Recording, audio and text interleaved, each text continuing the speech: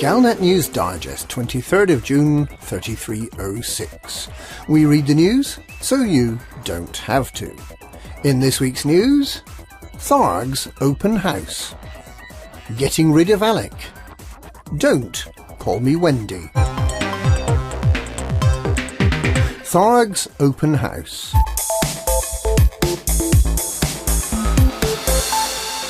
The Thargoids have heard about lockdown and they want to help. Until now, only commanders who go to the effort of collecting a Thargoid probe or sensor have been able to get into the mysterious Thargoid ground bases.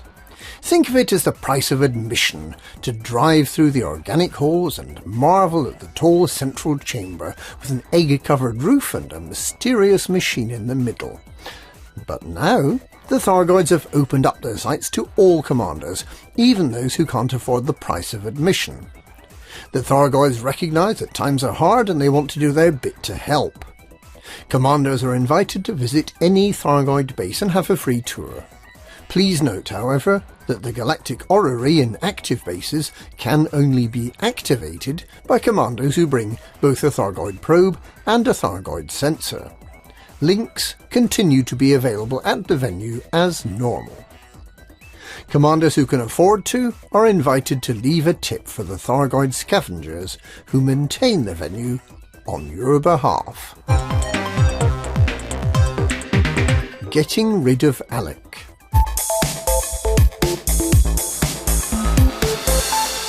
Cause of major irritation in more than 70 systems. The Buckyball Racing Club is currently causing mayhem at 5 important engineers' bases. Landing at unsafe speeds, driving without due care and attention, and buzzing the tower when the pattern is full are just some of the dangerous activities they get involved in. The Buckyballers are also known to jump onto parked spaceships just for the lols, as they put it, without any thought about the damage they're doing to the paintwork. However, a secret video has now emerged about how the authorities, and particularly the engineers, plan to fight back. A research institute known as the Boon Labs has discovered that by firing a cannon that's had the force shell experimental effect applied to it at a parked spaceship, the kinetic displacement energy is stored in the target ship's shields like a coiled spring. The next time an errant buckyballer tries to land their SRV on top, the conversion of potential energy to kinetic energy is, to say the least, spectacular. There are hopes that after a few weeks of lying in wait at strategic points around buckyball racetracks, a significant portion of the buckyball community will be left floating in space in their SRVs, unable to get down to a planet. Perhaps, after 240 million years, one of these lucky buckyballers will win the trophy for the first circumnavigation of the entire galaxy in an SRV. Full details of this secret research project have been published by the research establishment known as the Boon Labs. Commanders are asked not to do anything to alert members of the Buckyball Racing Club to this fiendish trap. Don't call me Wendy.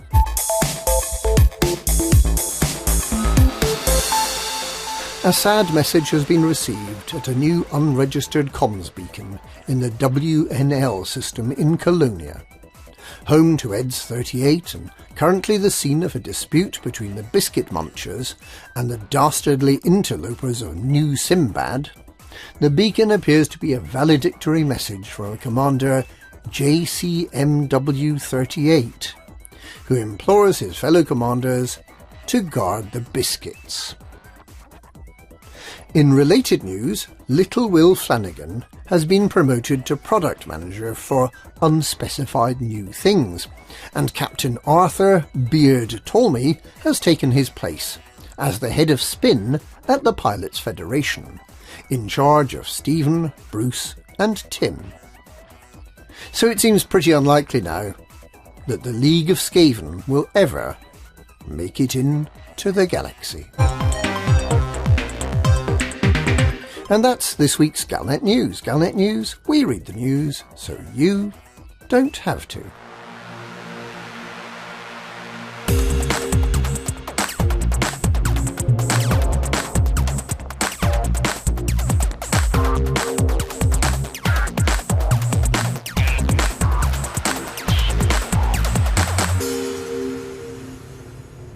Oscar 7.